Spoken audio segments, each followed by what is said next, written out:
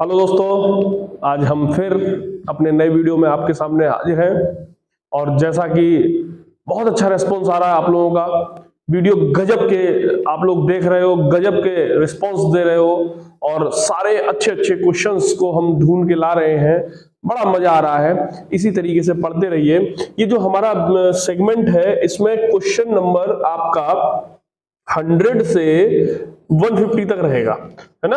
2 video पहले आ चुके हैं और हर वीडियो में 50-50 क्वेश्चंस हम ला रहे हैं। तो उसी में अगर देखा जाए तो ये जो है वीडियो का पार्ट 3 है। इसके 2 पार्ट पहले ही हम लोग ला चुके हैं और इसमें हिंदी के और जीएस के मोस्ट इंपॉर्टेंट क्वेश्चंस मैं आपके लिए लेके आ रहा हूं, जो क्वेश्चंस हर परीक्षा में आपके लिए लाभदायक रहेंगे, हर परीक्षा में आपको मदद कराएंगे। तो ज्यादा ज्ञान ना देते हुए सीधे वीडियो को स्टार्ट करते हैं और आप लोग हमारे साथ सीखना स्टार्ट करेंगे। देखिए, पहला जो क्वेश्चन है वो क्वेश्चन है कि एंटोमोलॉजी किससे संबंधित है। देखिए, जिसमें लॉजी लग जाता है उसका मतलब होता है अध्ययन, यानी कि ये किसी ना किसी का अध्ययन है। तो एंटो जहां पे भी लग जाए वो आप समझ जाइए कि कीट के बारे में बताया जा रहा है, यानी कि इसका आंसर है सी। कीट का अध्ययन करने वाला जो एक ब्रांच है, एक सेगमेंट है, उसे हम लोग बोलते हैं एंटोमोलॉजी। ठीक है, इस बात को आप समझ गए। अगला क्वेश्चन हम लोग देखते हैं। अगला क्वेश्चन है कि सर्वग्राही कौन सा रक्त समूह है। तो बेटा देखिए जरा आप समझिए, 4 रक्त समूह होते हैं, ए बी और ओ। अब इसमें क्या होता है बेटा, जो ओ होता है वो तो सभी को रक्त दे सकता है, इसे बोलते हैं यूनिवर्सल डोनर, सर्वात्रिक दाता, यूनिवर्सल डोनर, ये सभी को रक्त दे सकता है।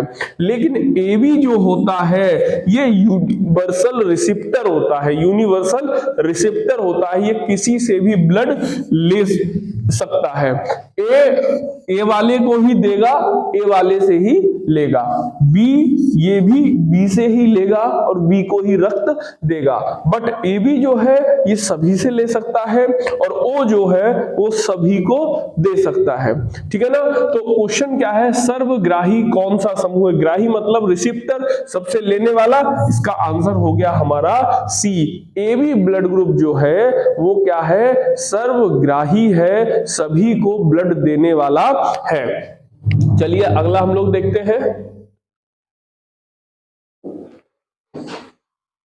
अगला क्वेश्चन है, निम्नलिखित में से किस में ध्वनि की गति जो है सबसे तेज होती है। देखो बेटा, मैं आपको एक चीज बता दूं, यहां पे आप याद रखना, ध्वनि को चलने के लिए माध्यम की आवश्यकता होती है। ध्वनि को चलने के लिए माध्यम की आवश्यकता होती है। इसका मतलब यह है जहां पर माध्यम नहीं होगा वहां पे ध्वनि नहीं होगी। मैं आपको एक चीज बता दूं, चंद्रमा,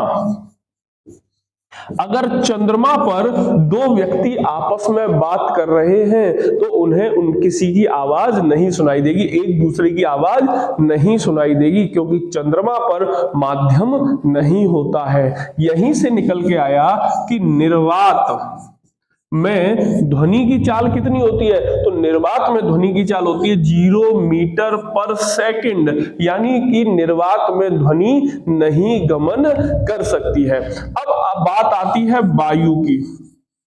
तो वायु में 332 मीटर प्रति सेकंड होती है ध्वनि की स्पीड, 332 मीटर प्रति सेकंड सॉरी।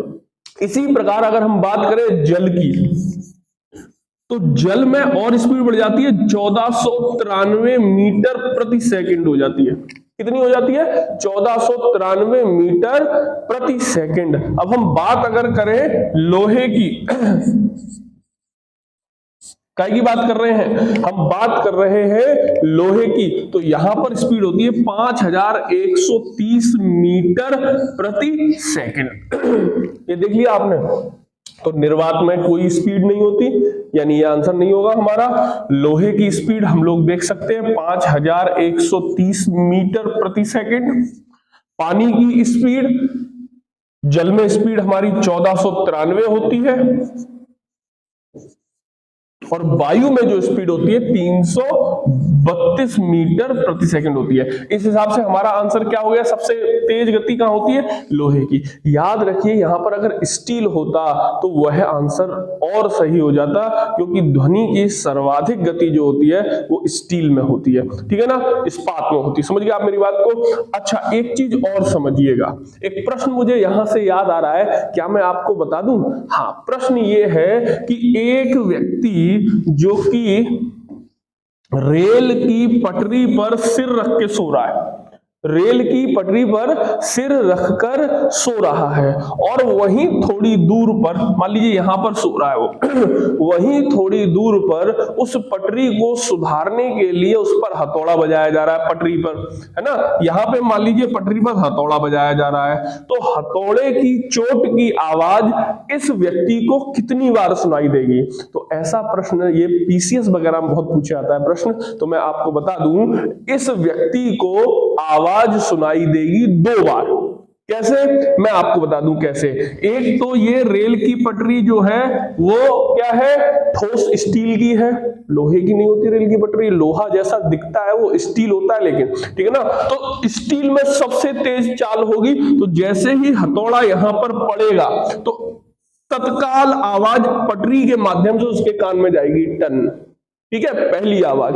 और दूसरी वायु के माध्यम से जाएगी, 332 मीटर प्रति सेकंड की रफ्तार से जाएगी, जो थोड़ी देर बाद उसे वायु के माध्यम से सुनाई देगी, टन। यानी कि एक हथौड़ा पड़ने पर इस व्यक्ति को 2 बार आवाज सुनाई देगी। समझ गए आप मेरी बात को?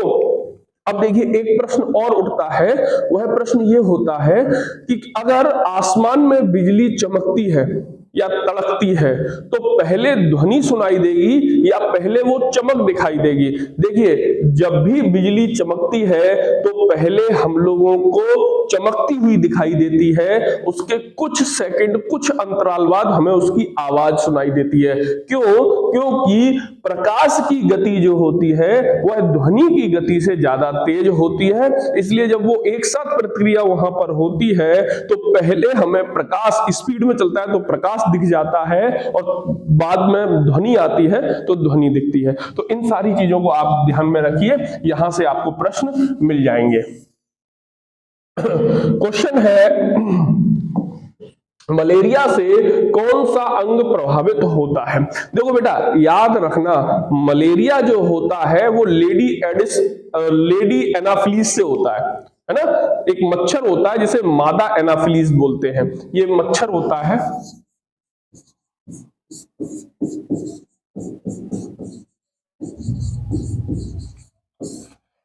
एक चीज याद रखना, मच्छरों में लेडी ही मॉस्किटो काटता है, जो नर मच्छर होता है वो कभी नहीं काटता, क्योंकि वह अपना भोजन फूलों से ग्रहण करता है, जबकि लेडी मॉस्किटो जो होते हैं वह अपना भोजन या अपना पोषण रक्त से प्राप्त करते हैं। तो काटने वाला मच्छर लेडी है, ये याद रखना आप। हाँ, तो मादा एनाफिलीज से क्या होता है, आपको मलेरिया होता है। अब क्या होता है, मादा एनाफिलीज जिस व्यक्ति को काटता है ना, वो प्लाज्मोडियम नामक परजीवी को छोड़ देता है उसके ब्लड में।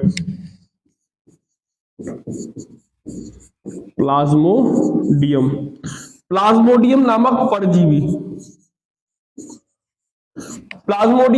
परजीवी को छोड़ देता है उसके रक्त में। रक्त में पहुंचने के बाद प्लाज्मोडियम परजीवी क्या होता है, प्लीहा होता है जो स्प्लीन, उसको इफेक्टेड कर देता है, जिसके कारण उस व्यक्ति को बुखार, शरीर में दर्द, इस तरीके की सारी चीजें प्रारंभ हो जाती हैं। तो यहां पर है मलेरिया से कौन सा अंग प्रभावित होता है, तो प्लीहा प्रभावित होता है। इस बात को आप याद रखेंगे, ठीक है। अगला प्रश्न है हमारा, निम्नलिखित में से कौन सी धातु मानव ने सर्वप्रथम प्रयुक्त की थी? तो याद रखिए सबसे पहले मानव ने तांबा को प्रयोग किया था, कांस्य को प्रयोग किया था, सबसे पहले तांबे को प्रयोग में लाया था मनुष्य, ठीक है ना, ताम्रकालीन सभ्यता आई थी। तो आप इस चीज से याद रखेंगे, तो सबसे पहले मनुष्य ने किसे प्रयोग किया धातुओं में, तांबा। भूक्षरण किसके द्वारा रोका जाता है?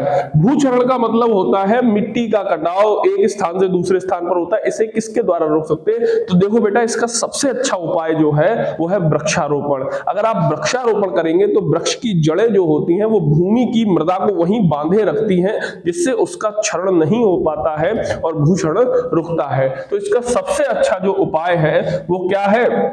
पक्षी जनसंख्या बढ़ाकर नहीं, वन रोपण कर। हाँ, ये बिल्कुल सही है, यानी कि वृक्षों को लगाएंगे, वनों को लगाएंगे तो भूक्षरण रुकेगा। वेरी गुड, तड़ातड़ करते रहिए भाई। संविधान सभा के पहले अध्यक्ष कौन थे? देखो भाई, ये क्वेश्चन कई बार परीक्षाओं में पूछा जाता है कि संविधान सभा के पहले अध्यक्ष कौन थे। तो मैं आपको बताऊं हुआ क्या, संविधान सभा की जब पहली मीटिंग हुई तो उस पहली मीटिंग में क्या किया गया, डॉक्टर सच्चिदानंद सिन्हा को, जो उस मीटिंग में सबसे ज्यादा सीनियर थे, सबसे ज्यादा उम्र के थे, सबसे ज्यादा वृद्ध थे, उन्हें क्या किया गया, सम्मान देते हुए पहली मीटिंग के लिए अध्यक्ष बना दिया गया, अस्थायी अध्यक्ष बना दिया गया, है ना। उसके बाद जब दूसरी मीटिंग हुई तो डॉक्टर राजेंद्र प्रसाद साहब को क्या किया गया, परमानेंट अध्यक्ष बना दिया गया। ये बोला कि अब ये स्थायी अध्यक्ष रहेंगे। तो जब भी आपसे पूछे पहले स्थायी अध्यक्ष, तो आप राजेंद्र प्रसाद का नाम लिखाइए। लेकिन जब आपसे केवल ऐसे पूछ दे पहले अध्यक्ष,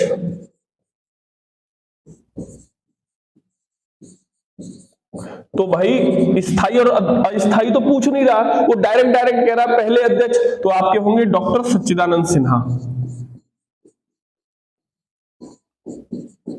डॉक्टर सच्चिदानंद सिन्हा, यानी यहां पर हमारा आंसर बी जो है वो बिल्कुल सही हो जाएगा। इस बात को आप समझ रहे हैं? डॉक्टर सच्चिदानंद सिन्हा पहले अध्यक्ष थे, पहले अस्थायी अध्यक्ष भी थे, ठीक है ना। पहले स्थायी अध्यक्ष अगर पूछा जाए तो डॉक्टर राजेंद्र प्रसाद होंगे। इस बात को आप याद करके रखेंगे। पश्चिमी घाट क्या है? देखिए, भारत में पश्चिम की तरफ जो पठारों का एक झुका हुआ भाग है उसे पश्चिमी घाट के नाम से जानते हैं। समझ रहे हैं आप मेरी बात को? तो इसमें ऑप्शन देखिए, पर्वत तो गलत हो गया, पठार गलत हो गया, पठारों का ढलान, हाँ ये सही हो जाएगा। पठारों का जो ढलान है उसे हम क्या कहते हैं? उसे पश्चिमी घाट कहते हैं। बिल्कुल याद रखिएगा आप लोग। अगला क्वेश्चन है, कवि शब्द का स्त्रीलिंग क्या है? मेरे बच्चे ये बहुत बार याद रखना, कवि शब्द का स्त्रीलिंग बहुत परीक्षाओं में पूछा जाता है। आदमी क्या करता है, कवि ऐसे लिखा और फिर यत्री लिख दिया, बोला ये कवि का स्त्रीलिंग हो गया। ना ना बेटा, ये तो गलत है, ये कवि का स्त्रीलिंग नहीं होगा, ये तो गलत हो जाएगा। कवि का स्त्रीलिंग होगा कवयित्री। क्या होगा? कवयित्री। मतलब ये वाली जो कवि वाली जो मात्रा है ना, वो अगले वाले पे चली जाएगी, यहां पर चली जाएगी। इस चीज को आप थोड़ा सा याद रखेंगे, ठीक है। तो कवित्री कौन सा वाला सही है? ये वाला सही है, कवयित्री। हाँ, ये वाला सही है, कवयित्री। याद रखिए, ये टेट सुपर टेट में बहुत पूछा जाता है। ये मुझे ऐसा लगता है एग्जामिनर का पसंदीदा क्वेश्चन है, वो जब भी पेपर बनाएगा इस क्वेश्चन को डालेगा ही डालेगा, ठीक है। अगला देखिए, स्पीड में आगे ही बढ़ गया एकदम, चलिए।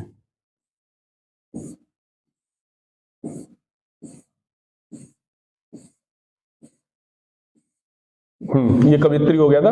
अगला देखिए, पेड़ से पत्ता गिरा। देखिए, पेड़ से पत्ता गिरा में कारक है। देखिए, कारक चिन्ह होते हैं, जैसे कर्ता ने, कर्म को, करण से या द्वारा, संप्रदान के लिए, अपादान से लेकिन अलग होने के अर्थ में।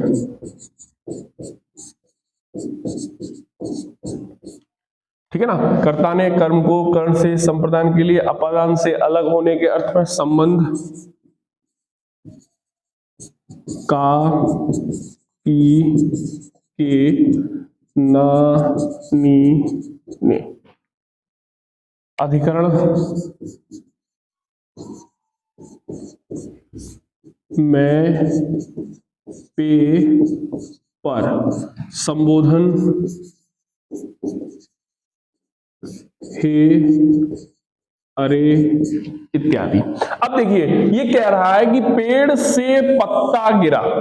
अब यहां पे दो दिख रहे हैं, एक तो से ये दिख रहा है, एक से ये दिख रहा है। इन दोनों में से कौन सा होगा? तो देखिए ये वाला जो करण है ना, ये होता है से या द्वारा के लिए। मैं ट्रेन से दिल्ली गया, मतलब ट्रेन द्वारा दिल्ली गया। समझ रहे हो आप मेरी बात को? लेकिन ये कह रहा है कि पेड़ से पत्ता गिरा, मतलब से का प्रयोग पेड़ से जब गिरा तो अलग हो गया कि नहीं हो गया? हाँ, तो अलग होने के अर्थ में। अब देखिए पेड़ से पत्ता गिरा तो अलग हो गया कि नहीं हो गया? तो इसका आंसर होगा अपादान कारक।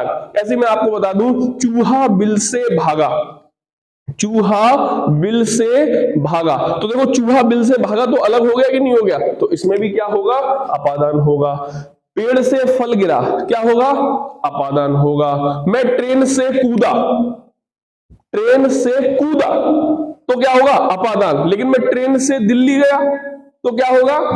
करण। समझ रहे हो आप मेरी बात को? अच्छा, दो क्वेश्चन बहुत इंपॉर्टेंट है जो टेट और सीटेट में पूछे जा चुके हैं। पहला है, गांठ बांध लीजिए आप, गंगा गंगोत्री से निकलती है, दूसरा है यमुना यमुनोत्री से निकलती है। इन दोनों में आप गांठ बांध लीजिए कि इन दोनों में भी अपादान कारक ही है। ठीक है, गंगा गंगोत्री से निकलती है, अपादान कारक है। कैसे? गंगा गंगोत्री से निकलती है। अब गंगोत्री से निकली और अगर अलग ना हो रही होती, अगर अलग ना हो रही होती तो आप देखिए हरिद्वार, ऋषिकेश, है ना, फरकाबाद, कानपुर, इलाहाबाद नहीं पहुंचती। अलग हो रही है तभी तो आगे बढ़ रही है। तो इसलिए गंगा गंगोत्री से निकलती है या यमुना यमुनोत्री से निकलती है, दोनों में ही कौन सा कारक है? अपादान कारक है। इस बात को आप याद रखेंगे। Got it? अगला देखिए, निम्नलिखित में से कौन सा वाक्य शुद्ध है? अब देखिए शुद्ध वाक्य हमें पहचानना है। फूलों की सौंदर्यता दर्शनीय है, भैया ये तो गलत हो गया। सौंदर्यता नहीं होती, सुंदरता होती है। फूलों की सुंदरता दर्शनीय होती है। ठीक है, यहां ताजा और गर्म भैंस का दूध मिलता है, भाई ये तो कतई गलत हो गया। ये जो ताजा और गर्म कर दिया ना, ये दोनों ही जो विशेषण हैं ये भैंस के लिए लग गए यहां पर। मतलब भैंस भी ताजी है और गर्म भी है भैंस। बताइए यार क्या है ना? तो ये गलत है। यहां पे क्या होता? यहां होता, यहां भैंस का ताजा एवं गर्म दूध मिलता है, तब सही हो जाता है ये। ठीक है ना?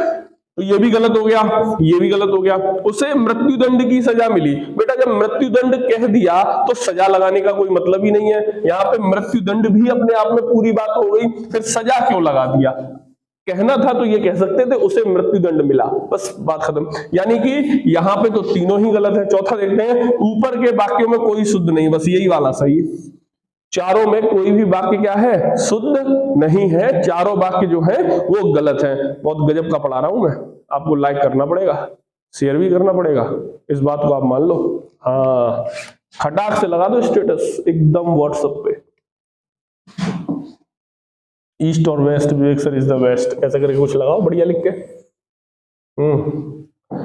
कवि मलिक मोहम्मद जायसी द्वारा रचित पद्मावत किस भाषा में? यार मैं आपको एक बात बता दूं, ज्यादातर जो साहित्य बहुत फेमस है, कहानियां हैं जिनके बारे में, वो अवधि में ही है। ठीक है ना? तो आप ये समझ लीजिए कवि द्वारा लिखित पद्मावत जो है वो मलिक मोहम्मद जायसी द्वारा रचित जो पद्मावत है वो किस में है? अवधि भाषा में। समझ रहे हो मेरी बात को? अवधि भाषा में। गोस्वामी तुलसीदास द्वारा रचित रामचरितमानस भी किस भाषा में है? अवधि भाषा में। समझ गए आप मेरी बात को? हाँ, देखिए संधि आ गई। दिग्दर्शन का संधि विच्छेद, ये देखो बेटा व्यंजन संधि है और दिग्दर्शन का संधि विच्छेद होता है दिक धन दर्शन। तो वो संधि का नियम होता है, अगर पहला वर्ण आधा हो, ठीक है ना, तो वो क्या होता है, तीसरे में कन्वर्ट हो जाता है, का खा गा, यानी कि देखो ये का है, ये तीसरे में गा में कन्वर्ट हो जाएगा। तो दिक धन दर्शन किस में कन्वर्ट हो जाएगा, दिग्दर्शन, आधे गा में कन्वर्ट हो जाएगा। तो देखो ये गलत, ये देखो, ये बहुत बच्चे इसे सही कर देंगे, लेकिन ये गलत है क्योंकि ये पूरा का है जबकि होना चाहिए हलन, तो ये गलत है, ये भी गलत है, ये सही है, डी वाला सही है। हलंत का बड़ा ध्यान रखना है व्यंजन संधि में, ठीक है ना, दिक धन दर्शन बराबर दिग्दर्शन, ठीक है ना।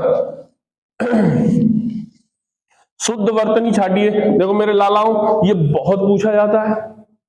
आशीर्वाद, अब देखो आशीर्वाद ये इस तरीके से लिखा जाता है, आशीर्वाद, तो देखो पहला ही सही हो गया, आशीर्वाद, गॉट इट। बहुत से बच्चे क्या करते हैं, ऐसे लिख देते हैं, ये तो गलती है, गॉट इट, सही ऊपर वाला है। आंखों में धूल झोंकना मुहावरे का अर्थ क्या है, देखो बेटा आंखों में धूल झोंकना मतलब कि धोखा देना, तो मेरी आंखों में धूल नहीं झोंक सकते, मतलब तुम मुझे धोखा नहीं दे सकते, है ना। तो आंखों में धूल झोंकना मतलब धोखा देना, ठीक है ना। हाथी किस प्रकार का शब्द है, देखो बेटा हाथी जो है इसका शुद्ध शब्द जो होता है वह होता है हस्ती, और हस्ती शब्द से बना है हाथी, यानी कि ये तो हो गया तत्सम, शुद्ध शब्द मैंने आपको बताया था तत्सम होते हैं, और ये है तद्भव। तो हाथी किस प्रकार का शब्द है, तद्भव शब्द है, बी वाला सही हो जाएगा।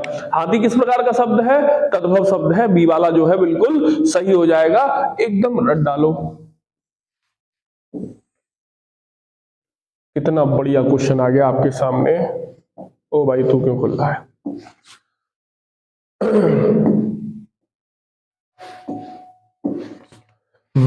पुजारी भगवान पीतांबर की पूजा कर रहा है, पीतांबर पद का समास बताइए।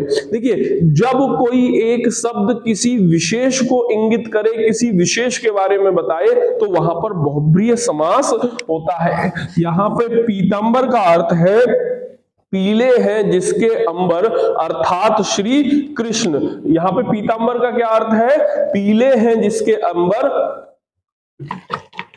अर्थात भगवान कृष्ण। तो यहां पर भगवान कृष्ण के बारे में बोला गया है, इसलिए यहां पर कौन सा समास हो गया, बहुब्रीहि समास हो गया, बिना टेंशन के। पीतांबर, नीलांबर, श्वेतांबर, दिगंबर जितने भी हैं सब बहुब्रीहि समास के हैं। ऐसे ही जिसमें पानी लग जाए, चक्र पाणी, शूल पाणी, वज्र पाणी, वो सब बहुब्रीहि समास हो जाएंगे। इस बात को आप समझ गए। हाँ, कामायनी महाकाव्य के रचनाकार सबको पता होगा, जयशंकर प्रसाद ने क्या लिखा, कामायनी लिखा। तो आंसर क्या है, जयशंकर प्रसाद ने क्या लिखा, कामायनी लिखा, बिल्कुल सही। अभी अनभिज्ञ शब्द का विलोम, देखो अनभिज्ञ का मतलब होता है जो कुछ नहीं जानता, ठीक है ना। इसका होता है अभिज्ञ, जो क्या होता है, थोड़ा जानता है, ठीक है। नीचे दिए गए शब्दों में से कौन सा शब्द अग्नि का पर्यायवाची नहीं है, देखो कृषाणु तो अग्नि का होता है, अनिल, ओहो अनिल होता है हवा का पर्यायवाची, लेकिन अगर मान लीजिए यहां पर हो जाता अनल,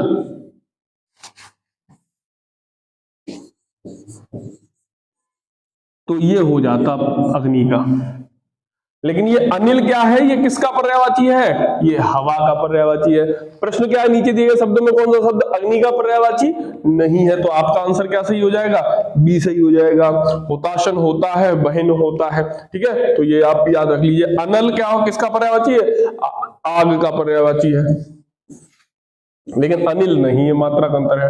देखिए पिछले वीडियो में हमने इस पर चर्चा की थी, ये विराम चिन्ह किसका है, तो देखिए ऐसे करके बिंदी, फिर ऐसे करके होता है, ये होता है अर्ध विराम। क्या होता है, अर्ध विराम होता है, गॉट इट। तो इसमें देखिए ये रहा अर्ध विराम, ठीक है। निम्नलिखित में से कौन सा भाववाच्य का उदाहरण है, बच्चा सो रहा है नहीं, मुझसे गाया नहीं जाता, बस यही है, राम के द्वारा पुस्तक नहीं, मुझे यही है, मुझसे गाया नहीं जाता। मैंने आपको बताया मुझसे पढ़ा नहीं जाता, मुझसे खेला नहीं जाता, मुझसे कूदा नहीं जाता, मुझसे नाचा नहीं जाता, मुझसे चला नहीं जाता, मुझसे गाया नहीं जाता। ये सब क्या है? भाववाच्य है।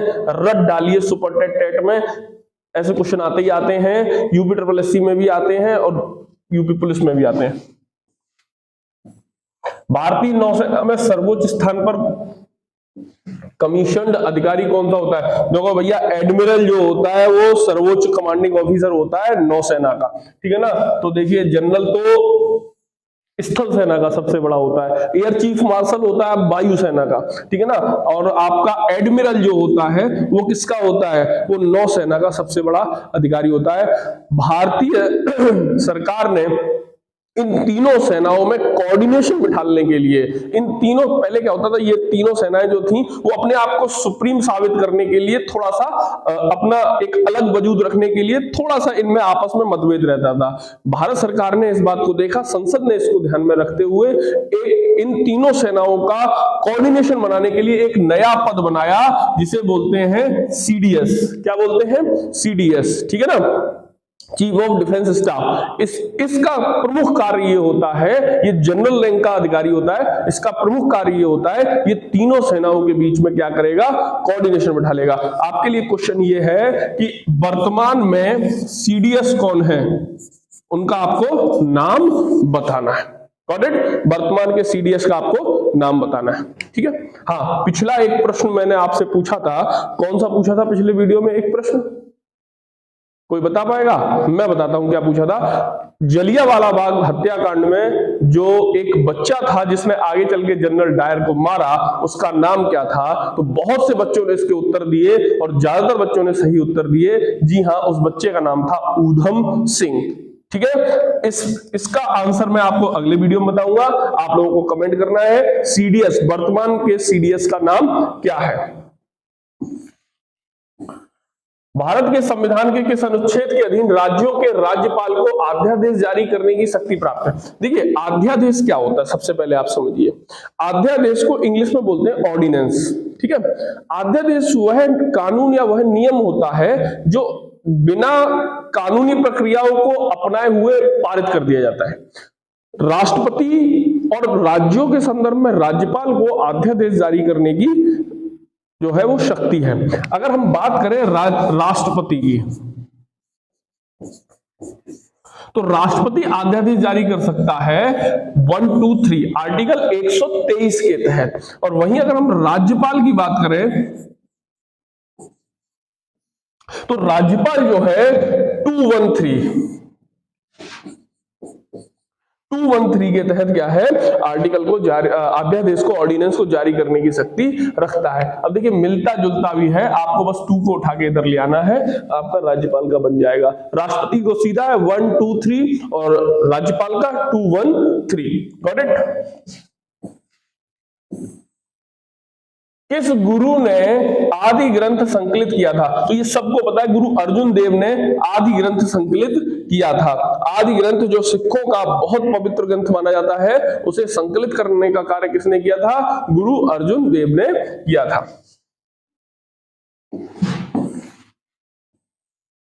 तुलुव वंश की स्थापना किसने की? देखिए, विजयनगर साम्राज्य एक बना,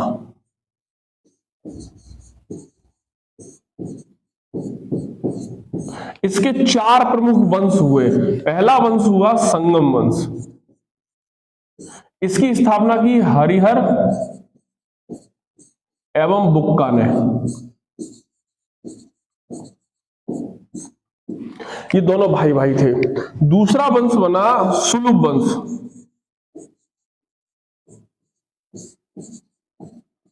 इसकी स्थापना की सुलभ नरसिंह ने।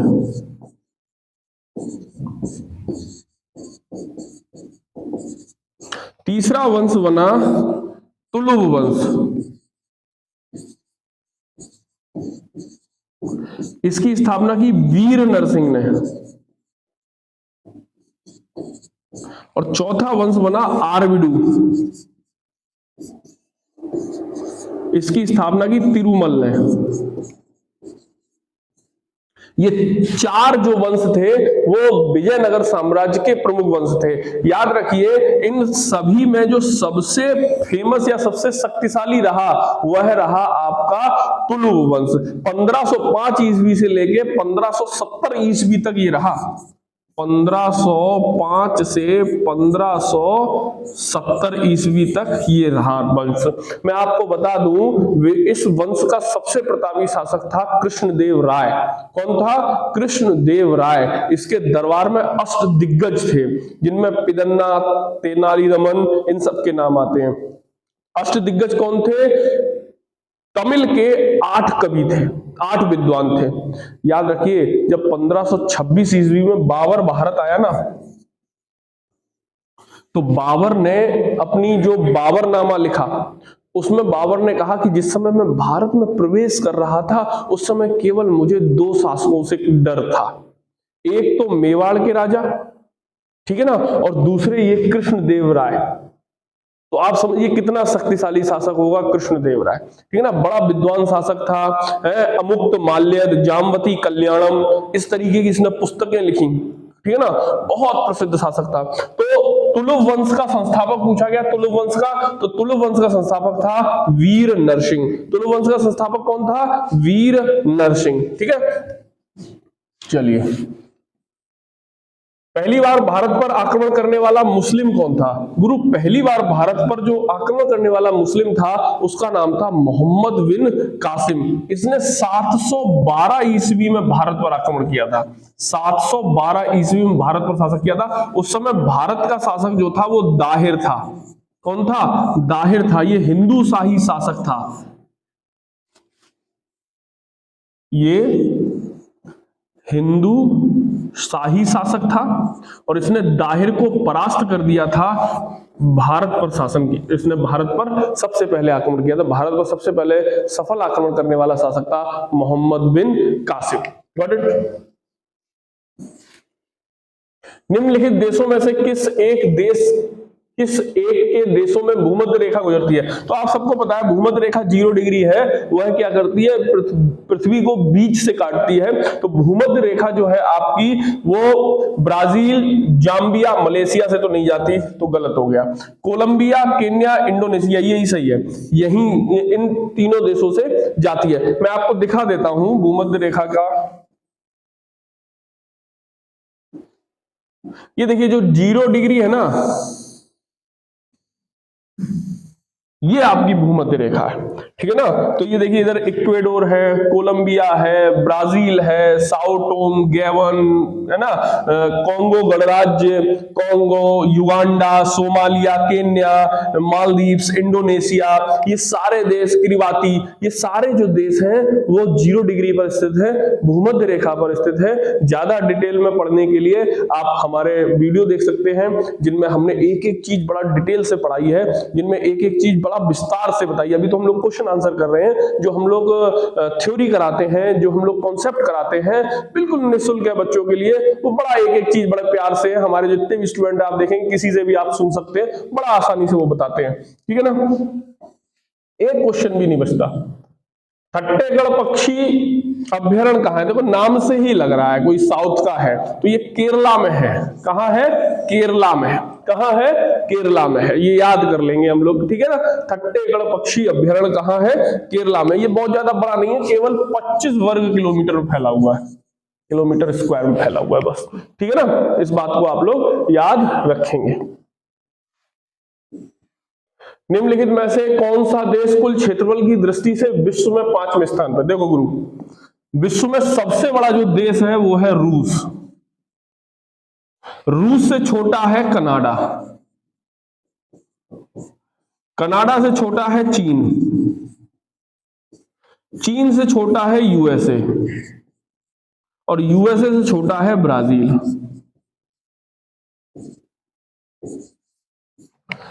अब ब्राजील का ही पूछा है, क्या पूछा है? 5वां पूछा है, तो देखो 5वें नंबर ब्राजील है, तो देख लो आंसर हमारा क्या हो जाएगा? ब्राजील हो जाएगा। इस बात को आप समझ गए? हाँ, तो ये जब ज्योग्राफी पढ़ोगे ना हमसे, ये सारी चीजें आपके दिमाग में चलेंगी, एकदम सब आप कर दोगे, है ना। अभी कुल मिला के प्रश्न कर रहे हैं हम लोग, करते रहिए।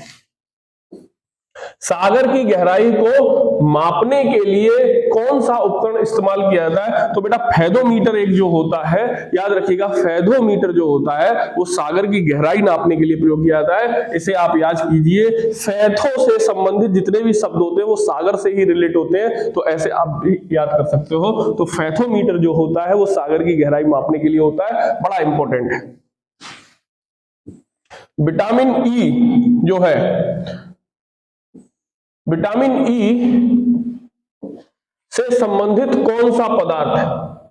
देखो विटामिन ई का रासायनिक नाम पूछ रहा है, बेसिकली आप ऐसे समझ लो। तो विटामिन ई को टेकोफेराल भी कहते हैं, ठीक है ना। तो इसका टेकोफेराल जो है वो पहला ही ऑप्शन जो है वो बिल्कुल सही हो गया, विटामिन ई। विटामिन ई आप याद रखना, ये बांझ रोधी विटामिन बी से कहते हैं।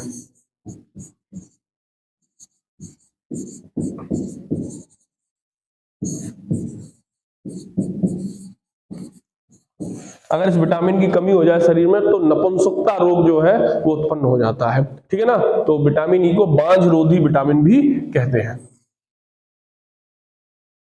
निम्न में से प्लेग के उपचार में किस दवाई का उपयोग किया जाता है? तो यार प्लेग क्या है ना, बेसिकली जीवाणु से होने वाला रोग है, बैक्टीरिया, ठीक है ना, जीवाणु से होने वाला रोग है। इसमें क्या होता है, चूहे में संक्रमण के कारण पिस्सू उत्पन्न हो जाते हैं और उनके संक्रमण से ये मनुष्य में हो जाता है प्लेग नामक रोग। ये बड़ा हवा में फैलने वाला रोग है, ठीक है ना। इसके लिए स्ट्रेप्टोमाइसिन जो है वो साल्ट चलाया जाता है। समझिए आप मेरी बात को, कौन सा साल्ट चलाया जाता है? स्ट्रेप्टोमाइसिन चलाया जाता है, ठीक है ना। कौन सी धातु ताप का अच्छा सुचालक है परंतु बिजली का बुरा? मतलब इसमें से ऐसी धातु बतानी है जो ताप का तो अच्छा सुचालक है लेकिन बिजली का अच्छा सुचालक नहीं है। तो मैं आपको बता दूं, अभ्रक जो होता है वो ताप का तो अच्छा सुचालक होता है लेकिन विद्युत का सुचालक नहीं होता। इसीलिए बिजली के जो खंभे लगे होते हैं उनमें आप देखते हो कि कुछ ऐसे करके ब्राउन ब्राउन लगा होता है जिनसे होकर तार जाते हैं, वही अभ्रक की प्यालियां बनी होती हैं, जिसे हम लोग देसी भाषा में गुजरियां कहते हैं, लगी होती है ऐसे करके। तो वही अभ्रक होता है, जो ऐसी काली काली प्यालियां होती हैं जिनसे होकर तार जाता है, उन्हीं को हम अभ्रक कहते हैं। ये क्यों होती है? क्योंकि ये विद्युत का कुछ अलग है, तो जिसके कारण क्या होगा, लट्ठों में करंट नहीं आएगा। समझिए आप मेरी बात को। तो इसका आंसर हम लोगों का हो जाएगा अभ्रक, ठीक है ना। चलिए, भारतीय दलहन अनुसंधान स्थित है, ये सबको पता होगा। भारतीय दलहन अनुसंधान जो है वो कानपुर में स्थित है और मुझे ऐसा लगता है 1983 में इसकी स्थापना हुई थी, 1983 में इसकी स्थापना हुई थी, ठीक है। इस बात को आप लोग याद रख लेंगे। आंसू का पीएच, आंसू का पीएच मान कितना होता है? बेटा मैं आपको एक चीज बता दूं, एक होता है पीएच मान 7 डिग्री जो होता है, 7 जो होता है पीएच, वो बिल्कुल उदासीन होता है। 7 से पहले जो होता है वो होते हैं अम्लीय, और 7 के बाद के जो होते हैं वो होते हैं क्षारीय।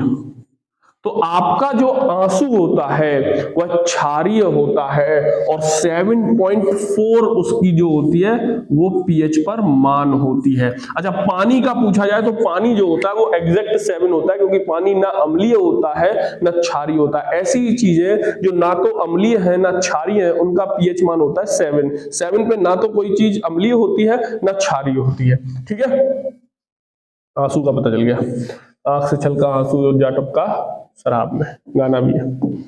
हरे फलों को कृत्रिम ढंग से पकाने हेतु प्रयुक्त गैस, अरे मेरे बच्चे आजकल सब इसी गैस का तो प्रयोग किया जाता है। केला आया, आंध्र प्रदेश से आया और मैनपुरी में आके, उत्तर प्रदेश में आके पकाया जा रहा है। सेब आया कहीं और से, यहाँ पे पकाया जा रहा है। तो ये क्या है, एसिटिलीन नामक जो होता है गैस होती है, उससे इसको पकाने की प्रोसेस की जाती है। अब देखिए ऐसा क्यों होता है, अगर वहीं से पका के लाएंगे ना और 3 दिन ट्रांसपोर्टेशन में लग जाएंगे तो 3 दिन में ही खराब हो जाएगा, ठीक है। इसलिए थोड़ा सा रॉ लाते हैं, रॉ मटेरियल के रूप में लाते हैं, थोड़ा सा कच्चा लाते हैं, फिर उसके बाद उसे पकाते हैं और फिर मार्केट में डिस्ट्रीब्यूट होता है। अस्पताल में निम्नलिखित में से किस विभाग में कैथ लैब? अरे भाई, हृदय रोगी जो होते हैं उनके जितने भी परीक्षण होते हैं वो कैथ लैब में होते हैं।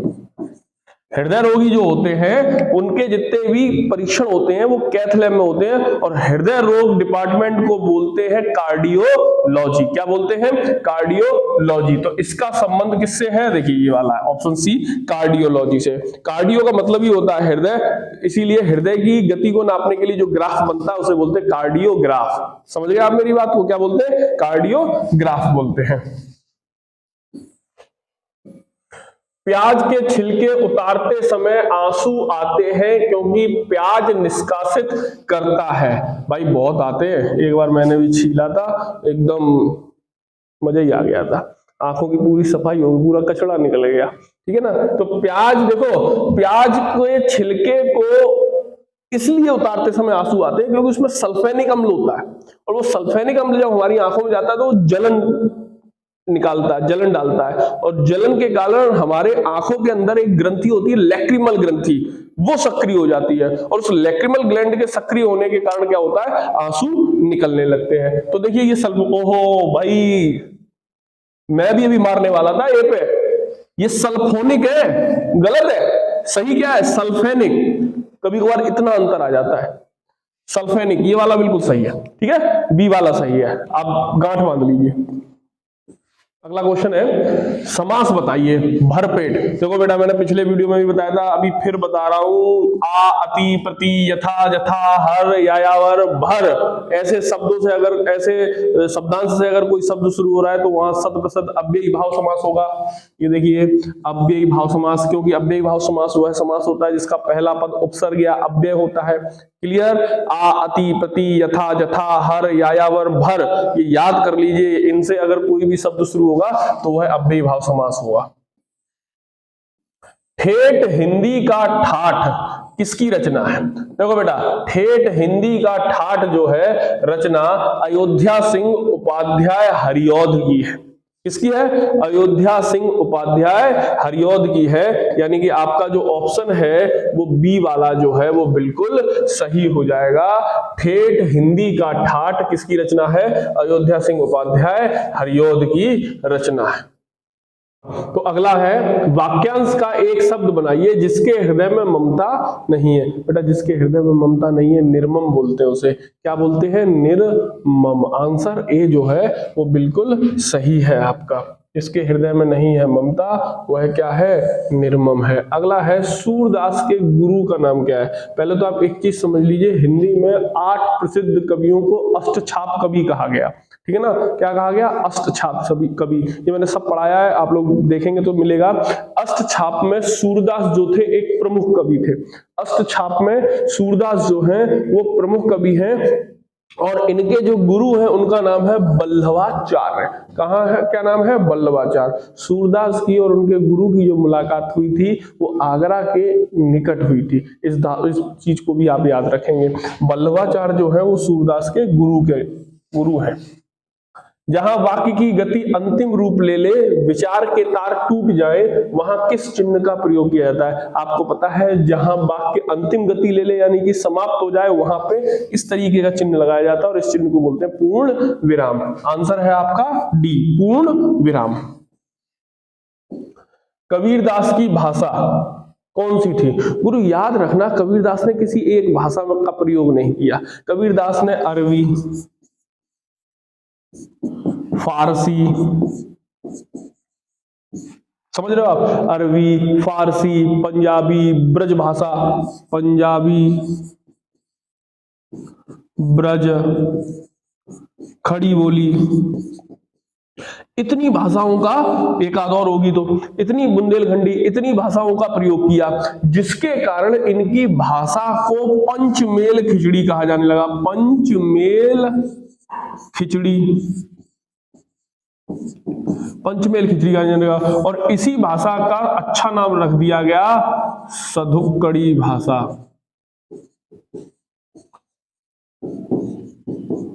तो देखो, ब्रज भाषा नहीं, खड़ी बोली नहीं, कन्नौजी नहीं, सधुक्कड़ी भाषा। ठीक है ना? इस बात को आप याद रखेंगे। यहाँ पे खड़ी की जगह बुंदेलखंडी ज्यादा ठीक होगा, बुंदेलखंडी। ठीक है ना? तो इनकी भाषा कौन सी थी? सधुक्कड़ी भाषा थी। ठीक है ना? याद रखेंगे। कबीरा सोई पीर है जे जाने पर पीर, जे पर पीर न जानिए बे काफिर बे पीर, है ना। यमक अलंकार का यहाँ पे उदाहरण है। कबड़ा खड़ा बाजार में मांगे सबकी खैर, ना काऊ से दोस्ती ना काऊ से बैर। समझ रहे मेरी बात को। कबीरदास जी का तो ये नेचर था। कबीरदास जी का जन्म वाराणसी के आसपास हुआ। वाराणसी में जीवन भर रहे। मान्यता ये थी कि जो वाराणसी में मरता है, बनारस काशी में मरता है, उसे स्वर्ग प्राप्त होता है। और गंगा पार एक स्थान था मगहर, और मगहर में जो मरता है उसे नरक प्राप्त होता है। तो कबीरदास जी ने कहा कि यार अगर काशी में मर के ही स्वर्ग मिलेगा तो इसमें मेरा क्या है, मैं मगहर में जाऊंगा। और अपने अंतिम दिनों में क्या हुआ, मगहर में चले गए और वहीं पे अपने शरीर को त्यागा। समझ रहे हो मेरी बात को। तो इस तरीके के थे कबीरदास जी, ठीक है ना। द्रौपदी के चीर का अर्थ होता है, देखो द्रौपदी के चीर का अर्थ होता है जो कभी समाप्त ना हो। द्रौपदी का चीर समाप्त हुआ था? नहीं हुआ था। दुशासन मर गया खींचते खींचते, समाप्ति नहीं हुआ। क्यों? भगवान श्री कृष्ण की कृपा थी। जा पर कृपा राम की होई, ता पर कृपा करे सब कोई, है ना। जिस पर भगवान की कृपा हो जाएगी उस पर तो हर कोई कृपा करने लगेगा, है ना। तो इसीलिए द्रौपदी के चीर का मतलब होता है जो कभी समाप्त ना हो, जो कभी समाप्त ना हो। आज देख लो बेटा, बसंत पंचमी है, माता सरस्वती की पूजा करो आप लोग, है। माँ सरस्वती आपकी इतनी कृपा करेंगी कि आप लोग अपने जिंदगी में आगे ही बढ़ते चले जाएंगे, है ना। हम भगवान से प्रार्थना करते हैं कि आप सब लोग सफल हो जाएं, बहुत अच्छे अच्छे पदों पर पहुंचे। कूप मंडूक होना, कूप मंडूक को हिंदी में कहते हैं कुएं का मेढक होना। कुएं का मेढक में मतलब कि अल्प ज्ञान होना, ठीक है ना। तो देखो ये तो सीधा ही सीधा लिख दिया, तो गलत है। मूर्ख होना भी गलत है, मात देना भी गलत है। सीमित ज्ञान या सीमित अनुभव होना यही सही है। नहीं तुम कुएं के मेढक ही रहोगे हमेशा, मतलब उतने में ही सीमित रहोगे, ठीक है ना। तो इसका ये हो गया। अगला देखिए, नीचे दिए गए शब्दों में से अव्ययी भाव समास का चयन कीजिए। हमने फिर आपको अभी बताया था थोड़ी देर पहले, आ, अति, प्रति, यथा, जथा, हर, यायावर, भर इत्यादि शब्द से जहां पर भी शब्द शुरू होगा वहां कौन सा अलंकार होगा, वहां कौन सा समास होगा, अव्ययी भाव समास होगा। तो देखिए, आ से आजीवन शुरू हो रहा है, तो यहाँ पे कौन सा होगा, अव्ययी भाव समास। ऐसी ऐसी ट्रिक है बेटा हिंदी में कि आपको कुछ रटना ही नहीं है, खटाक से आप आओ, पढ़ो, सीधा क्लियर। जो चीजें आपकी जीवन भर में क्लियर नहीं हुई बिल्कुल आगे एकदम कंठस्थ। आ, अति, प्रति, यथा, जथा, ठीक है। तो ये हो गया आपका।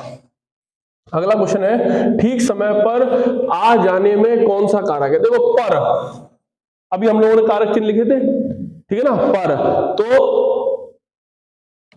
ठीक समय पर, मैं, पे, पर किसका है, अधिकरण किसका है, अधिकरण। मैं, पे, पर किसका है, अधिकरण। तो इसका आंसर क्या होगा, अधिकरण हो जाएगा, डी हो जाएगा, अधिकरण, ठीक है। ये देखिए, ये आपकी सीरीज का लास्ट क्वेश्चन है। मंदिर, मंदिरा युग्म का उपयुक्त अर्थ क्या होता है। तो बेटा मंदिर माने तो आपको पता ही है, मंदिर होता है भगवान का मंदिर। और जो मंदिरा माने जानते क्या होता है, घुड़शाला होती है जहां पे घोड़े रहते हैं, ठीक है ना। तो देखिए ऑप्शन पूजा घर, पुजारी, ये तो गलत हो गया। घर, ये गलत हो गया।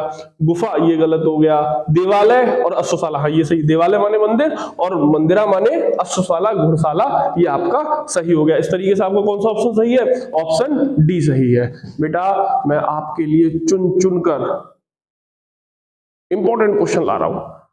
जैसे सागर में घुस के कोई मोती लेके आता है ना, वैसे ही लेके आ रहा हूं आपके लिए चुन चुन के अच्छे अच्छे क्वेश्चन।